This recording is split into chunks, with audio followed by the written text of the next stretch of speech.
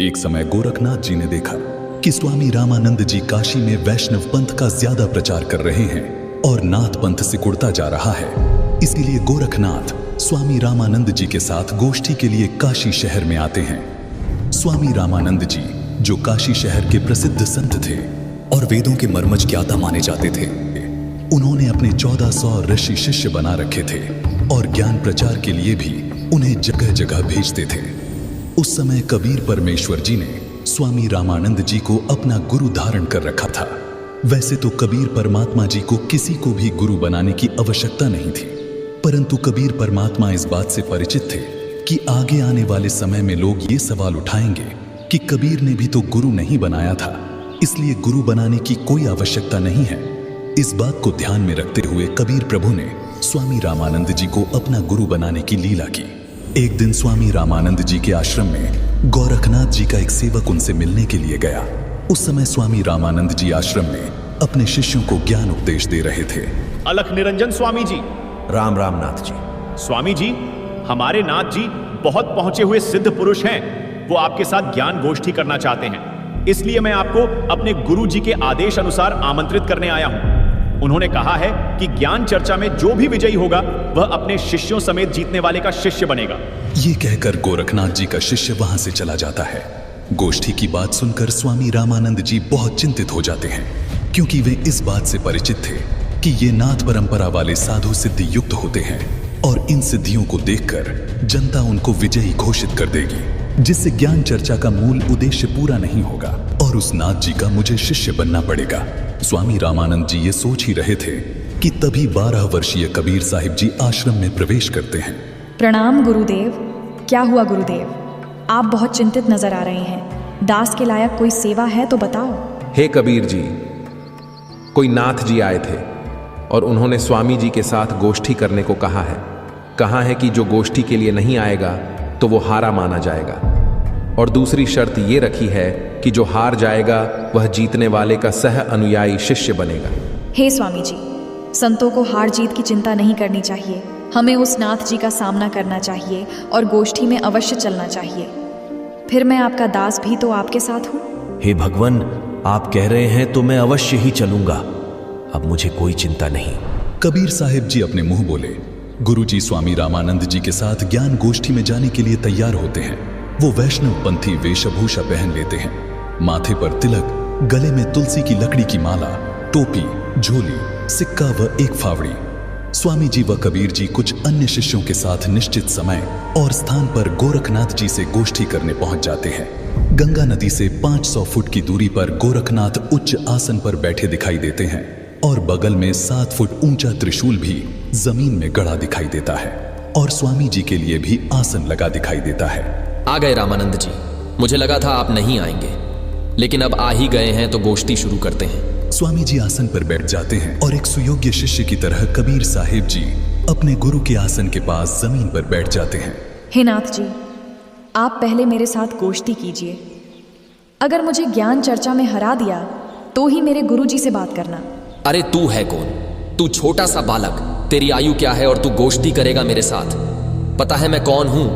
नाथ जी, मैं तो कबीर हूँ और मुझे मालूम है कि आप कौन हो।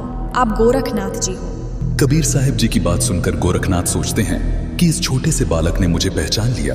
तू छोटा सा बालक, तू कब से बैरागी बन गया?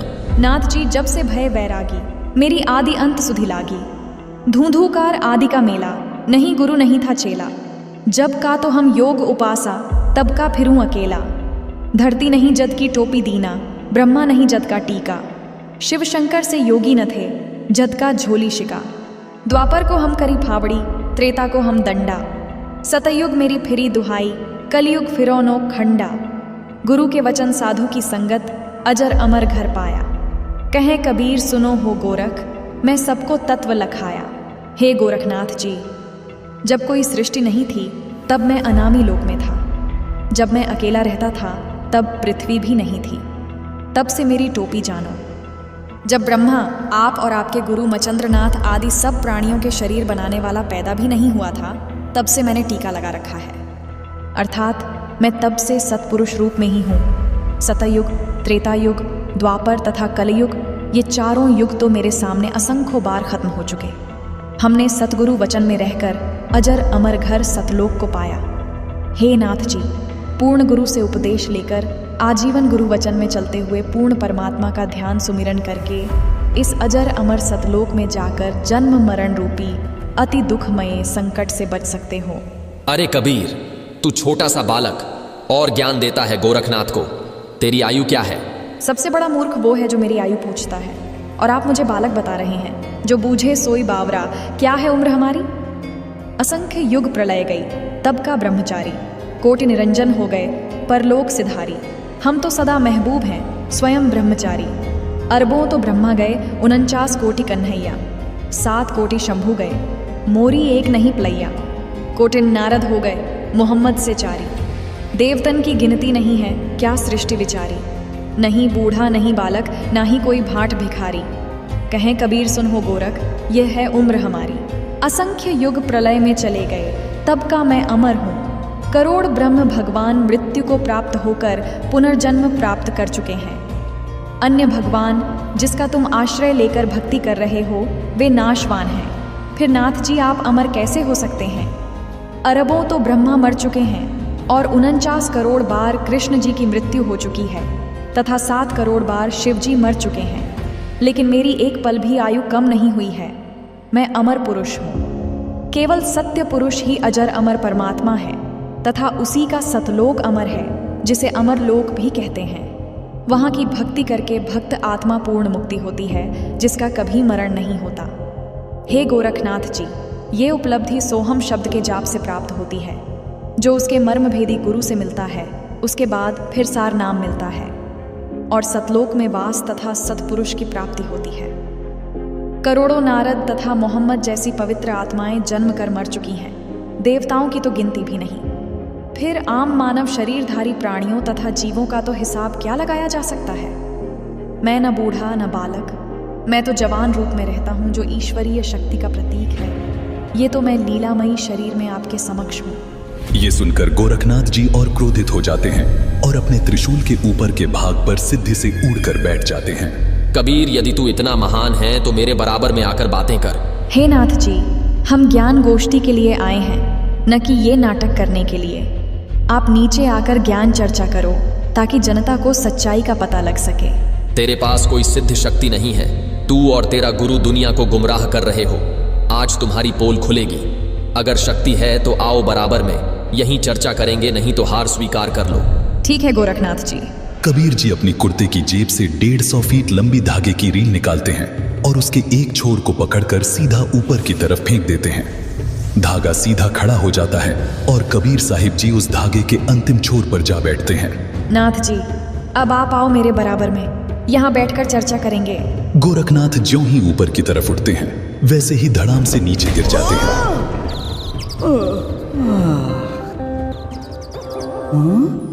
हे कबीर जी, कृपया नीचे आ जाइए और अपने दास पर दया करके अपना परिचय दीजिए। आप कौन शक्ति हैं और किस लोक से आए हैं? हे गोरखनाथ जी, मैं तो अवगत स्थान सतलोक से आया हूँ। मैं तो स्वयं शक्ति से बालक रूप बनाकर काशी में एक लहर तारा तालाब में कमल के फूल पर प्रकट हुआ, जहाँ से नीरू नीमा नामक जुलाहा दंपति मुझे अपने घर ले आए।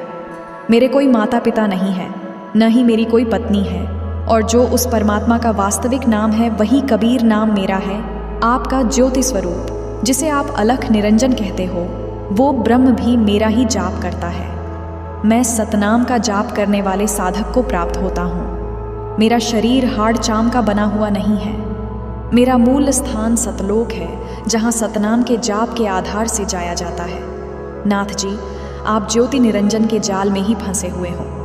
न जाने आपके कितने जन्म हो चुके हैं और कितनी बार आप 84 लाख योनियों में कष्ट उठा चुके हो। यदि आप मेरी शरण में नहीं आते तो आपकी 4 युगों की भक्ति को काल कलयुग में नष्ट कर देता है। हे कबीर जी, मुझे आपकी बात पर विश्वास हो गया है, लेकिन मैं आपकी एक परीक्षा लेना चाहता हूँ। मैं दरिया में डुबकी लगाऊंगा। यदि आप मुझे खोज लोगे तो मैं आपका शिष्य बन जाऊंगा। ठीक है गोरखनाथ जी, छुप जाओ दरिया में। ये सुनकर गोरखनाथ गंगा नदी की तरफ चल पड़ते हैं और साथ में दर्शक भी पीछे पीछे चल पड़ते हैं। गंगा के पास जाकर गोरखनाथ जी गंगा में छलांग लगाकर मछली का रूप धारण कर लेते हैं।